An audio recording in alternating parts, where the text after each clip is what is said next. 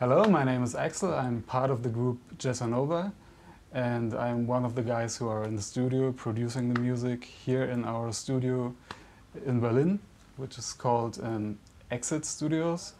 And yeah, I just wanted to show you some tracks from our new album. It's called Of All the Things.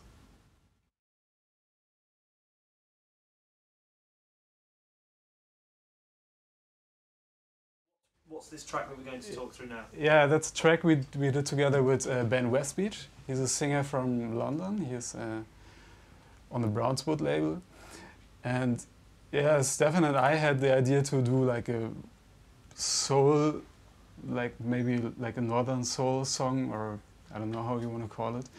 And the song should be powerful, not too complicated harmony-wise, like we did it back in the days always. We wanted to do like a cool soul song. So how did that start? Did Ben bring ideas to the table, or did you have a track in mind to supply him? Yeah, we started last year. We started to do our own like drum libraries. So we would set up drum sets in the office room there from Sonar Collective, and would make samples out of it.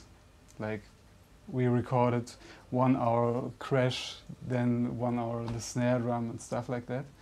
And then we would mix them into 2 tracks. So we would sample them and chop them, and then we could program the drums new. And for that song we wanted to have like a special drum kit with like a roomy bass drum. And yeah, basically we started with the drums for this track. The drum idea was there, and then Stefan developed the harmonies, the song structure, and we had old records in mind, like even Motown stuff or rare groove things. Is that unusual for you to start with the drums? Or No, it's not unusual. No.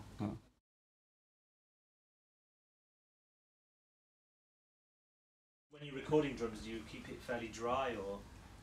When we mixed the drums down for the sampler, we had one side, the right channel was the ambience channel. So we have the bass drum, a dry side on the left and the ambience on the right side. So when we mix, we can decide which side we're gonna use. Yeah. Here we've decided to take the more drier side.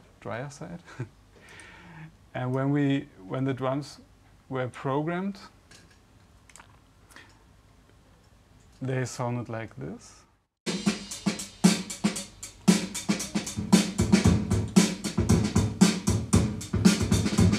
Dry, but with ambience, of course. And we wanted to make them more like brutal, or like, I mean, they sound nice, definitely. They have a character. How are they programmed? On the Atari? On the Atari, yeah. Okay. Yeah. So was that a long process? No, Stefan is really, he's so into drum programming. He studied all the drummers since years and tried to emulate patterns from them and stuff like that. So that's easy. So we do just like a rough drum programming, and then afterwards we're gonna do that when the arrangement is there and when everything is recorded, like the strings and the guitars and in the fills and the tiny nuances. Right. So, I mean, can I ask why you choose to do it that way and not just get a drummer? Is there a reason you don't just use it? That's our specialty, Okay. I would say. And when we recorded all the different drum sets, it's now it's possible to combine all the sounds. We can take the bass drum from that set, and we can play around for like maybe 10 years and do crazy drums the way we want to sound them. And yeah. So it's control as well as the sound, so you can manipulate it. Yeah.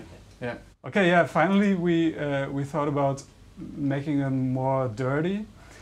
What we did with the drums is send them to the tube take equalizer.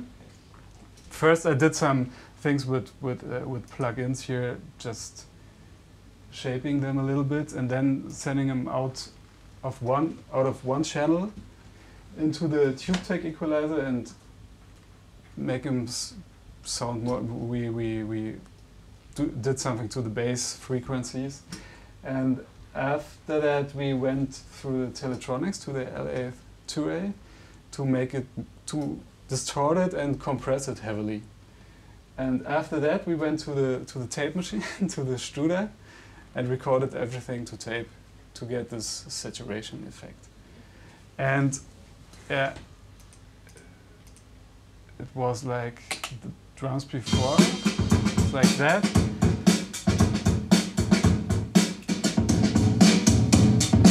The tom.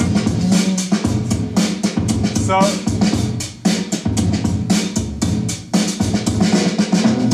like the tom. So the compression brought up all the atmosphere which is in the samples.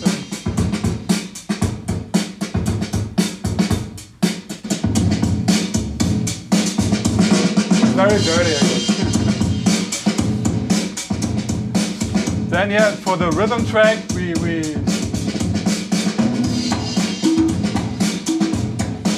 the conga, when we recorded the conga, it was like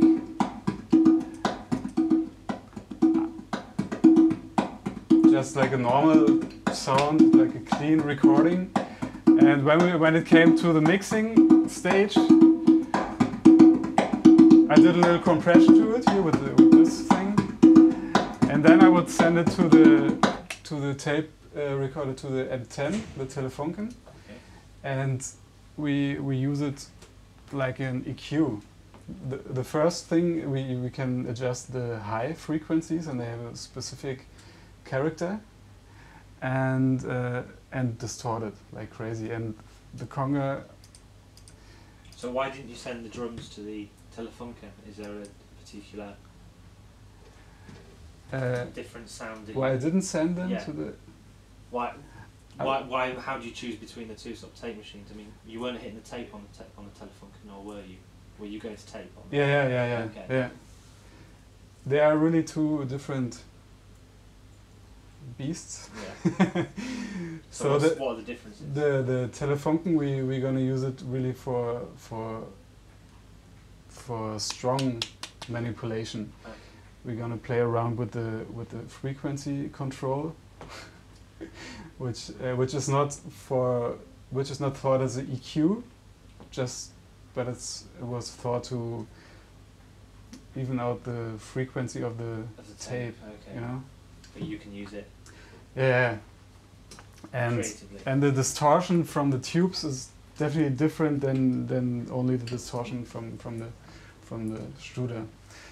And it may sound strange, but we think it has a nice texture now, and it will fit into the whole rough sounding song. So the conga was like that before. And now it was.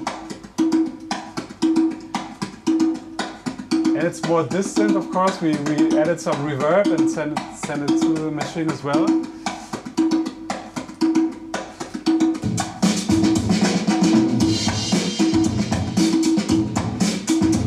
But it has something.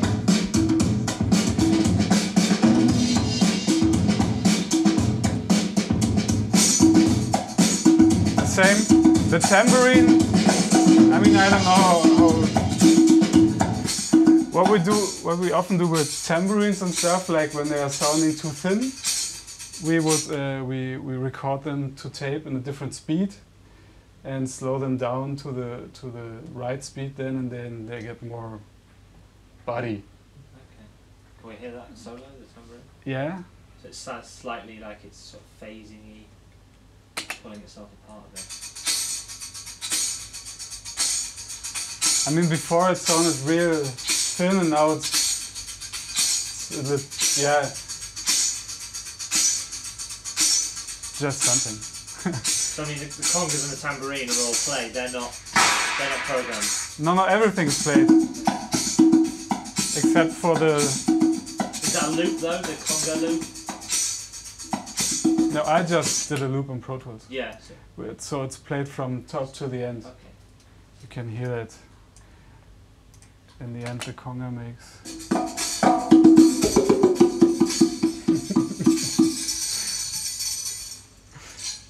stuff like that. And the claps, yeah, that's maybe special.